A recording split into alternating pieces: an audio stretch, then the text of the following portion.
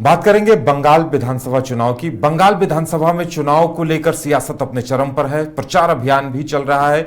एक तरफ अमित शाह बीजेपी की तरफ से मोर्चा संभाले हुए हैं, दूसरी तरफ ममता बनर्जी और भी कई दिग्गज लगातार वहां पहुंच रहे हैं। आज हम बात करेंगे मुर्शिदाबाद सीट की। मुर्शिदाबाद सीट चर्चा में इसलिए है क्योंकि मुस्लिम बहुल इलाका है और मुर्शिदाबाद मालदा पर सबसे ज्यादा नजर ममता बनर्जी के ही पुराने समर्थक रह चुके हुमायूं कबीर की है। और अब हुमायूं कबीर और असदुद्दीन ओवैसी आपस में गठबंधन कर चुनाव लड़ रहे थे, लेकिन अब वो दोनों भी अलग अलग हो गए हैं। ऐसे में जो मुर्शिदाबाद के समीकरण हैं, उन समीकरणों पर इसका क्या फर्क पड़ेगा, कौन मजबूत है, पिछला रिकॉर्ड क्या रहा है और इस बार क्या आसार हैं, इन तमाम चीजों पर चर्चा करेंगे। हमारे साथ हमारे वरिष्ठ सहयोगी राकेश रंजन जी हैं। राकेश जी, जिस तरह से हुमायूं कबीर का एक वीडियो भी वायरल हुआ, हम ये नहीं कहते वीडियो सही है गलत है, कई लोग कह रहे हैं कि वो एआई जनरेटेड भी है, लेकिन फिर भी कहीं ना कहीं चुनाव के दौरान इस तरह की चीजें आती हैं तो चर्चा होती ही है।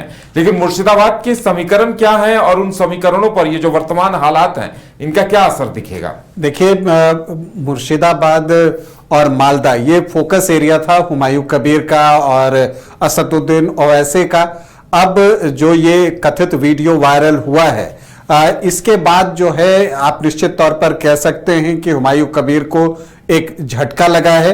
टीएमसी आरोप जो है वो लगा रहा है कि बीजेपी से मिलकर मुस्लिम वोटों को बांटने का ये एक तरीका था और वो इन चीजों को तल्खी के साथ कर रहा है। दूसरी तरफ गृह मंत्री अमित शाह, जिन्होंने कि आज घोषणा पत्र जारी किया है बंगाल के लिए और बंगाल में, तो उन्होंने कहा कि आप लोग जो हैं वो ममता बनर्जी को कम करके आंक रहे हैं, वो ऐसे 2000 वीडियो बनवा सकती हैं। तो एक तरह से बीजेपी ने आरोप लगाया है कि ये जो वीडियो बना है वो टीएमसी के द्वारा बनाया गया है और अमित शाह ने कहा कि हुमायूं कबीर के साथ बीजेपी कभी जा ही नहीं सकती। लेकिन टीएमसी का आरोप जो है वो गंभीर है। टीएमसी ने जो है पूर्व विधायक हुमायूं कबीर पर बीजेपी के साथ 1000 करोड़ रुपए की डील का भी आरोप लगाया है। हालांकि इस कथित वीडियो को आप जब देखेंगे तो जो सामने से जो बातचीत कर रहा शख्स है उसकी तस्वीर इस वीडियो में नहीं है, सिर्फ हुमायूं कबीर को दिखाया गया है और इसलिए हुमायूं कबीर ने आरोप लगाया है कि ये जो है एआई जेनरेटेड है। तो इसका एक साइड इफेक्ट ये हुआ कि एआईएमआईएम ने जो है तत्काल अपना गठबंधन हुमायूं कबीर के साथ तोड़ दिया है और पार्टी ने कहा कि पार्टी अब बंगाल में अकेले चुनाव लड़ेगी। मतलब ओवैसी की पार्टी अब बंगाल में अकेले चुनाव लड़ेगी और हुमायूं कबीर के बयानों से एआईएमआईएम ने किनारा किया है और उन्होंने कहा कि हम ऐसे किसी बयान से खुद को नहीं जोड़ सकते जिसमें मुस्लिमों की निष्ठा और ईमानदारी पर सवाल उठाए जाएं। तो अब इन सब के बीच जो है मुर्शिदाबाद विधानसभा की जो सीट है वो वहां की सीट बहुत रोचक और दिलचस्प हो गई है। आपको बता दूं कि अगर मुर्शिदाबाद और मालदा की बात कीजिए तो यहां पर पिछली बार जो है वो टीएमसी का प्रदर्शन बहुत बेहतर रहा था। मुर्शिदाबाद की 22 सीटों में 20 सीटें जो है वो टीएमसी के पास थी और मालदा की 12 में से 8 सीटें टीएमसी के पास थी। तो ये अगर आप देखें तो इन 34 सीटों में 28 सीटें टीएमसी के पास है।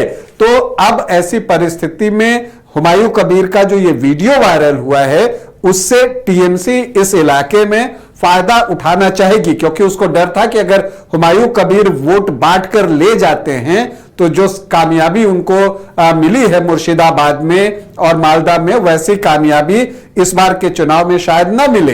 तो अब ये एक राहत की खबर है टीएमसी के लिए इस तरह का वीडियो आने से और इस वीडियो जो है अब वायरल भी हो रहा है। तो अब अगर आप, लेकिन जब हम मुर्शिदाबाद विधानसभा सीट की बात करते हैं तो इस सीट पर फिलहाल बीजेपी का कब्जा है और यहां से गौरी शंकर घोष जो है वो बीजेपी के टिकट पर 2021 में चुनाव जीतने में सफल रहे और उन्होंने जो है टीएमसी के वरिष्ठ नेता शाओमी सिंगाराय को जो है पराजित किया था, लेकिन मुकाबला बहुत करीबी था। 2491 वोटों से गौरी शंकर घोष ने जीत हासिल की थी। अब अगर आप मुर्शिदाबाद के वोटिंग पैटर्न को समझें तो आपको दिखेगा कि 2011 में जो है यहां मुकाबला कांग्रेस और फॉरवर्ड ब्लॉक के बीच में था, लेफ्ट के बीच में था। उस वक्त टीएमसी और कांग्रेस का गठबंधन था। तब कांग्रेस को 46% वोट आए थे और फॉरवर्ड ब्लॉक को 42.25% के आसपास वोट आए थे। लेकिन 2016 आते आते तक परिस्थितियां बदलती हैं और वहां पर जो है आप देखेंगे कि कांग्रेस और टीएमसी अलग अलग चुनाव लड़ते हैं और उसमें जो है कांग्रेस को 47% वोट आता है और टीएमसी 34.52 मतलब 34.5% वोट लेकर आता है। तो यहां पर होता यह है कि जो कांग्रेस को आपको 2011 में 46% वोट आए थे, उसमें से टीएमसी अपना 34.5% का हिस्सा निकाल लेता है। तो जो एंटी टीएमसी वोट थे वो कम्युनिस्ट पार्टी से निकलकर कांग्रेस की तरफ शिफ्ट हुए और यही वजह है कि 2016 में भी कांग्रेस को यहां से जीत मिली 2011 के बाद। और उस समय भी शाओमी सिंघा राय जो हैं वो कांग्रेस की उम्मीदवार थी। फिर 2021 आता है। अब यहां पर फिर से वोट का एक ट्रांसफर होता है। जो वोट कांग्रेस को आए थे, चूंकि लेफ्ट के वोट अब यहां कम हो गए थे 2.5% के आसपास, तो जो वोट कांग्रेस के आए थे, चूंकि पोलराइज्ड इलेक्शन हुआ था, उसमें से बड़ा हिस्सा निकलकर बीजेपी की तरफ चला जाता है और बीजेपी जिसको 2011 में लगभग 12% वोट आए थे, वो सीधे 42% वोट के आसपास पहुंच जाता है। जबकि कुछ वोट जो हैं वो आपको निकलकर टीएमसी की तरफ जाते हैं। तो एक आमने सामने का मुकाबला होता है। चुनाव जैसे जैसे पोलराइज्ड होता गया तो जो यहां 3 कोण बनते थे वो आमने सामने की लड़ाई में तब्दील होता गया। हालांकि अभी भी आप देखिएगा तो कांग्रेस का यहां पर 12% के आसपास का वोट बैंक बचा हुआ है, इतना वोट उसको आता है। इस बार सिद्दीकी अली को कांग्रेस ने चुनावी मैदान में उतारकर जो है मुकाबले को त्रिकोणीय बनाने की कोशिश की है। मुकाबला अगर आप देखें तो बीजेपी के गौरीशंकर घोष और शाओमी सिंघा राय के बीच है ही, लेकिन इस मुकाबले को त्रिकोणीय बनाने के लिए सिद्दीकी अली भी कोशिश कर रहे हैं। हालांकि फॉरवर्ड ब्लॉक ने यहां से अब्दुल मन्नान को प्रत्याशी बनाया है और जो आम जनता उन्नयन पार्टी हुमायूं कबीर की पार्टी है, उन्होंने मनीष पाठक पांडे को यहां से प्रत्याशी बनाया है।